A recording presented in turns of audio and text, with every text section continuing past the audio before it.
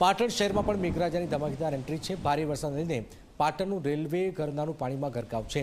ગરનાળામાં પાણી ભરાતા જ વાહન ચાલકો તેમજ રાહદારીઓને ભારે હાલાકી છે। સ્થાનિક લોકોએ ધક્કા મારી ગાડીને કાઢી બહાર। પાલિકાનો પ્રી મોન્સૂન પ્લાન માત્ર કાગળ પર એવી સ્થિતિ છે।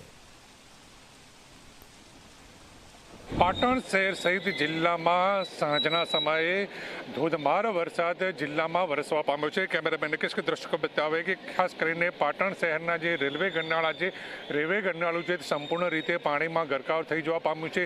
આપ અહીંયા સ્પષ્ટપણે જોઈ રહ્યા છો કે પાણીની અંદર એક ગાડી પણ અહીંયા ગરકાવ થઈ જવા પામી છે અને બંધ થઈ જવા પામી છે। જે રીતે કહી શકાય કે પાટણ નગરપાલિકા જે ચોમાસા પૂર્વે પ્રી મોન્સૂન પ્લાન ઘડવામાં આવે છે, પરંતુ ક્યાંક ને ક્યાંક આ જે ગરનાળું છે, જે ગરનાળાની અંદર વર્ષોથી પાણી ભરાવાની સમસ્યા યથાવત રહેવા પામે છે અને નગરપાલિકાનો પ્રી મોન્સૂન પ્લાન એળે જવા પામે છે। તેને લઈને ક્યાંક ને ક્યાંક લોકોને ભારે હાલાકીનો સામનો કરવાનો વારો આવે છે। અહીંયા સ્પષ્ટપણે જોવા મળી રહ્યું છે કે લોકો અહીંયા સાયકલ ખભે કરી અને અહીંથી લોકોને ચાલતું અહીંયા જવું પડે છે। એટલે ક્યાંક ને ક્યાંક જે રીતે કહી શકાય કે નગરપાલિકાનો પ્રી મોન્સૂન પ્લાન માત્ર કાગળ ઉપર રહેવા પામ્યો છે અને લોકોને પારાવાર મુશ્કેલીનો સામનો કરવાનો વારો આવ્યો છે।